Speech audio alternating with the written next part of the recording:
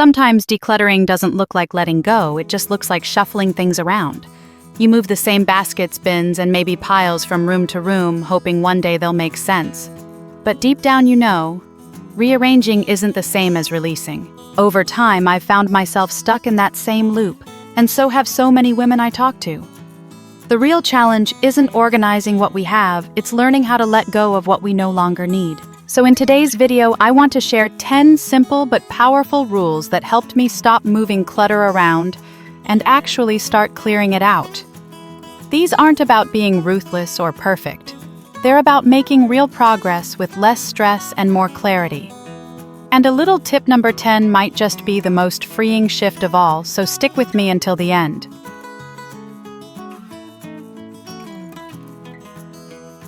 In yesterday's video, we talked about some common mistakes that quietly make our homes feel messier, even when we're constantly cleaning or organizing. It really struck a chord, especially the part about how hidden clutter still drains your energy. Building on that, this video shares 10 simple but powerful rules to help you stop just rearranging and start truly clearing space for what matters. Now let's get started with rules number 1 is would I pack it again? Test. Imagine for a moment that you're downsizing. Not in a crisis way, just in a calm, thoughtful, what truly matters to me kind of way. You're about to move into a smaller, simpler home. Every box counts. Every item you choose has to justify the space it takes up. Now look around your current home. Would you pack this item again? If you were standing in a new place, would you be happy to see it there? This question gets you out of the habit of keeping things just because you've always had them. It reframes your clutter not as trash or treasure, but as a choice. It works especially well for emotional or sentimental items, the ones you inherited or received as a gift, or used to love. Just because something once fit your life doesn't mean it still does. You don't have to move house to make this mental shift, but using this mindset regularly helps you let go with more peace and less guilt.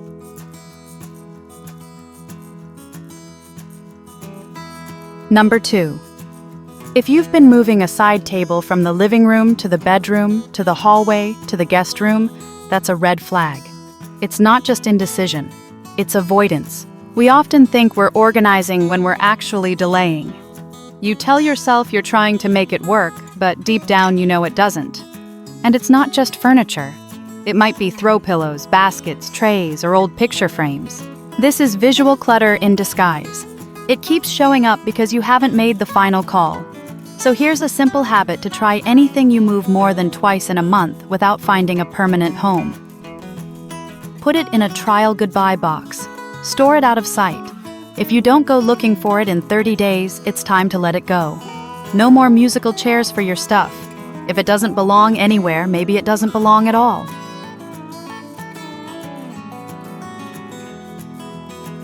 Rule number 3. Time limit your maybe bag. The maybe bag is a common clutter trap. It starts with good intention stuff to donate things to sell items you're just not sure about. But without a time limit, it becomes a black hole physically and mentally. Here's a system that works. Write the date on the outside of the bag or box. Give yourself 2 weeks or 1 month. Add a calendar reminder. When the day arrives, don't open it again. Don't redecide. If it's still sitting there untouched, that's your answer. You don't need it. This tip isn't about being harsh. It's about closing the loop on decisions. Every time you glance at a maybe pile, your brain re-engages. That's exhausting. The clearer you make your process, the easier it becomes to move forward.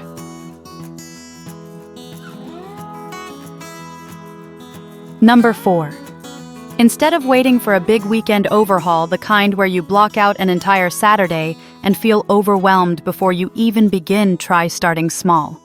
Set a timer for 10, 15, or 20 minutes. Just one focused burst. Pick one drawer, one surface, one shelf, one purse, one kitchen cabinet. Don't wander the house. Don't make it bigger than it needs to be. This method is incredibly powerful when you're feeling emotionally stuck or mentally overloaded. The act of setting a timer shifts your brain into action mode. You're not preparing to climb a mountain, you're just stepping onto the path. Here's an example. You've been putting off sorting the bathroom drawer for months. Today you set a 15-minute timer, pull everything out, and quickly toss the dried-up lipsticks, expired medications, and tangled hair ties you've been ignoring. You wipe it down, put only the essentials back, and the timer goes off. Done. You feel lighter. That drawer now makes you feel accomplished, not guilty. And most importantly, you prove to yourself that you can start and finish something. That confidence spills into the next task.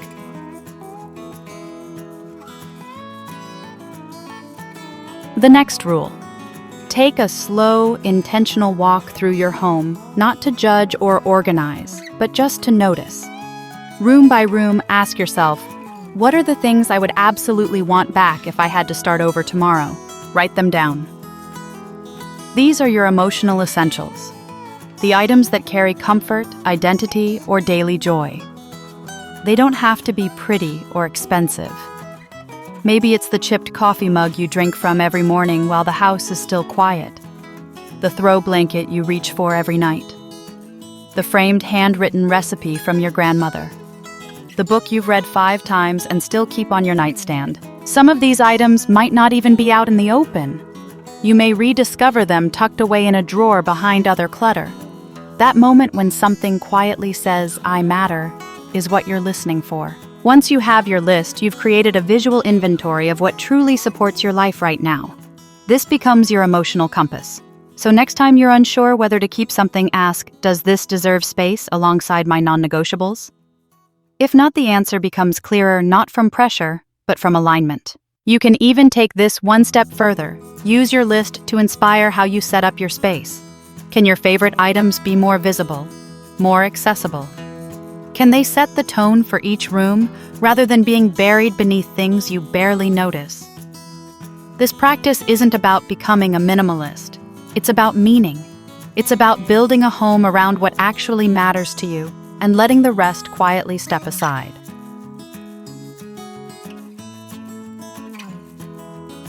Number 6. Clutter doesn't usually show up all at once. It creeps in slowly. A new throw pillow here. A sale item there. A well-meaning gift that you don't quite need but feel guilty giving away. That's why the 1 and 2 out rule can be so powerful. Every time you bring one new thing into your home, let go of 2. Bought a new cardigan. Pass along 2 others you haven't worn this season. Got a pretty new mug.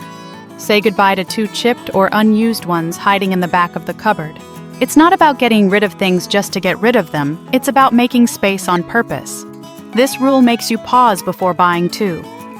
Suddenly, that $12 candle at the store comes with a decision what 2 items at home are worth trading for this. You can even make this a habit by keeping a small donation box in a visible place. When you bring something new into the house, drop 2 things in the box right away. It's a simple way to keep clutter from creeping back in.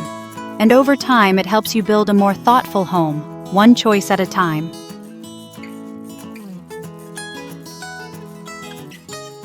7. We all have that spot.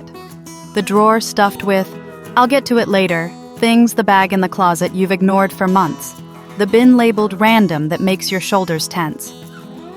Avoidance is one of clutter's most effective defense mechanisms. The longer something sits untouched, the more intimidating it feels. And often what we're avoiding isn't the stuff itself. It's the emotion tied to it, guilt, regret, or change we haven't fully processed. Here's the truth. The dread you feel is usually bigger than the task itself. Once you begin, it's rarely as overwhelming as it seemed. So this week, pick just one of those avoided areas. Not to conquer it, just to face it. Set a 10-minute timer. Open the drawer. Unzip the bag. Let yourself feel what comes up.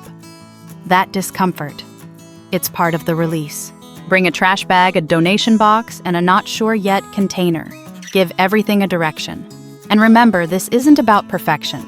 It's about reclaiming energy that clutter has quietly held onto for far too long. Even 5 items sorted is a win. Because every time you stop avoiding, you start healing one drawer, one decision at a time.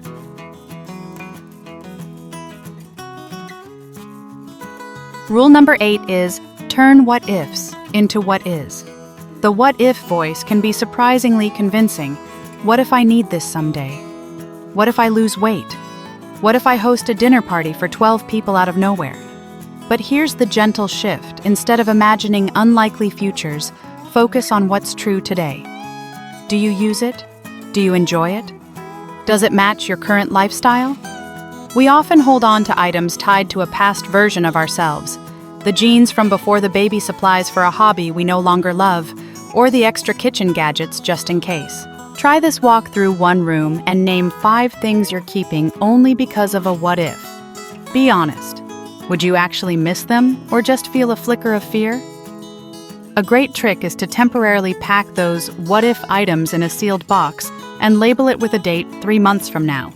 If you haven't touched it by then, it's likely safe to let them go, and your space will thank you.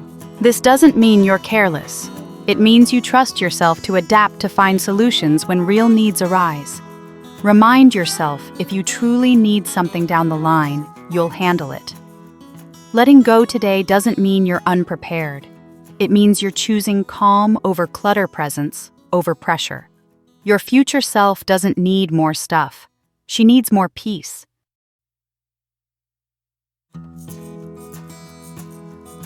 Number 9. It's easy to confuse keeping with honoring. We save baby clothes, wedding favors, old school papers, thinking it's the only way to preserve the memory.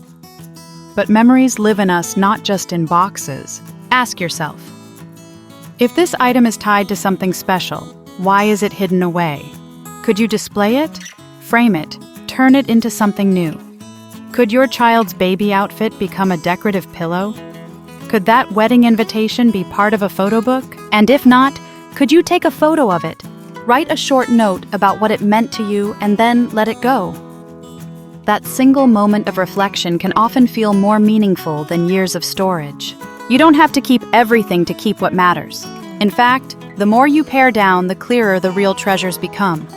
Your past deserves respect, but so does your space. Find the balance between memory and margin.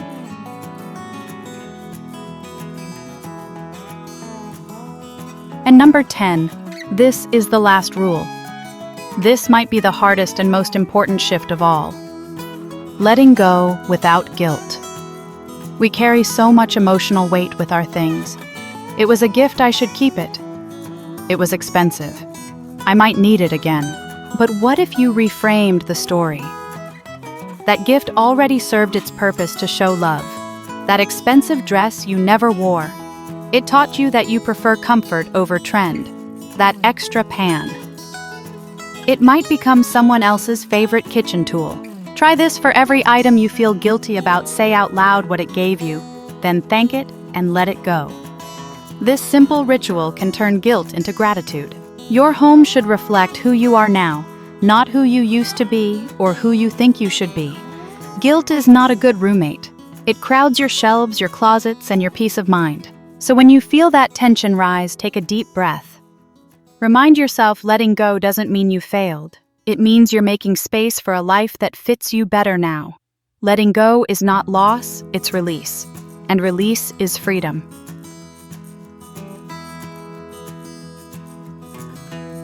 If one of these rules made you stop and think, or helped you see your clutter in a new light, that's already progress. You don't need to do everything at once. Just choose one idea, try it this week, and let your space and your mind breathe a little easier. And if you haven't subscribed yet, go ahead and hit that button. This is the kind of calm, realistic content we share here every week. Tomorrow, I'll be sharing a few simple but powerful cleaning tips, especially for those days when cleaning feels endless or overwhelming. These shifts can help you feel lighter every time you tidy up. See you then.